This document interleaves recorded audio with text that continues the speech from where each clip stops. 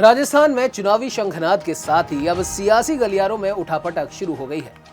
BJP अपनी पूरी ताकत से गहलोत सरकार की नाकामी को जिले जिले गांव-गांव गिना रही है। ऐसे में हम कह सकते हैं कि राजस्थान में संपूर्ण रूप से चुनावी शंखनाद हो चुका है।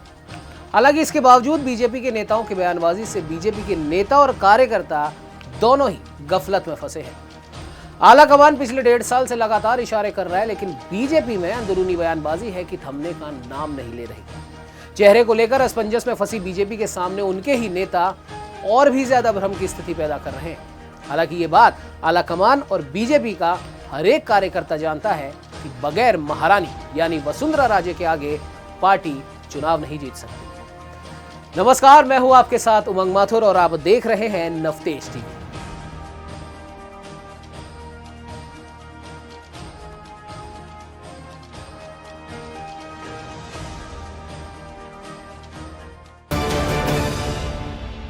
जैसा कि राजनीतिक हलकों में चर्चा थी कि साल 2014 में नरेंद्र मोदी के पीएम बनने के बाद से ही कहीं ना कहीं वसुंधरा को साइडलाइन किए जाने के संकेत मिलने लगे थे। तभी से वसुंधरा के आलाकमान के साथ रिश्ते कभी धूप तो कभी छांव जैसे हो गए। साल 2018 के चुनाव में मोदी तुझसे बैर नहीं, वसुंधरा तेरी खैर नहीं का नारा बुलंद करने वाले नेता भी जानते हैं कि उन्होंने खुद नहीं अग्रिम पंक्ति में खड़े होकर पार्टी की लुटिया डुबोई थी।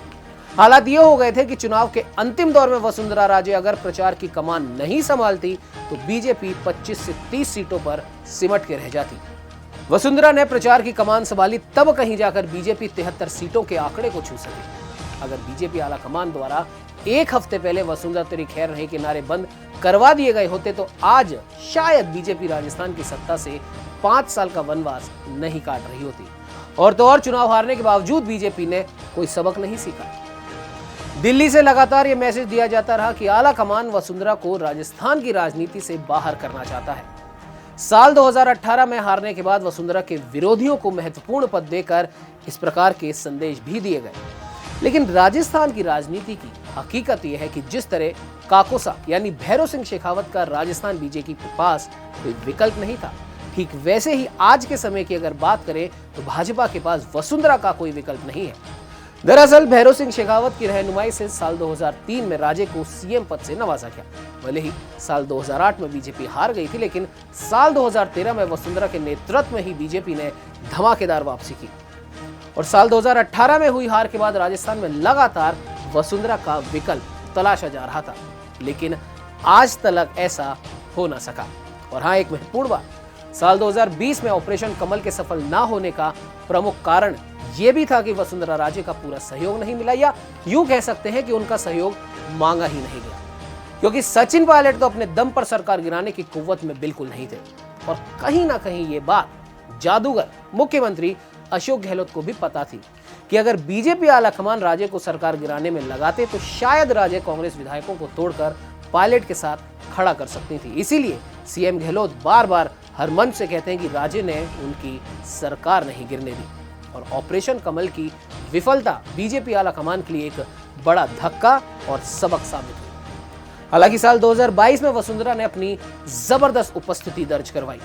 बड़ी तादाद में वसुंधरा के समर्थन में विधायकों की भीड़ ने सबको चौंका दिया। दूसरी तरफ जब गुलाब चंद कटारिया को राज्यपाल बनाकर राजस्थान की राजनीति से बाहर किया गया और डॉक्टर सतीश पूनिया को प्रदेश अध्यक्ष पद से हटाकर सीपी जोशी को प्रदेश अध्यक्ष बनाया गया, तो यह संदेश साफ हो गया कि बीजेपी ने वसुंधरा राजे से नाराजगी खत्म करने का मन बना ही लिया है। लेकिन फिर उसके बाद राज्य के बेहद करीबियों में गिने जाने वाले राजेंद्र राठौड़ को नेता प्रतिपक्ष बनाकर एक बार पुनः गफलत की स्थिति पैदा कर दी गई।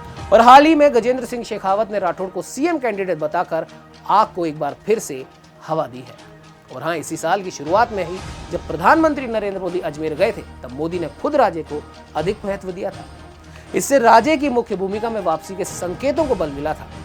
तो वहीं दूसरी ओर भरतपुर में राष्ट्रीय अध्यक्ष जेपी नड्डा की सभा में लगे होर्डिंग्स में राजे की वापसी के जोरदार संकेत मिले और उस रैली से ये भी स्पष्ट हो गया कि राजे ही राजस्थान चुनाव में बीजेपी की खेवानार होंगे।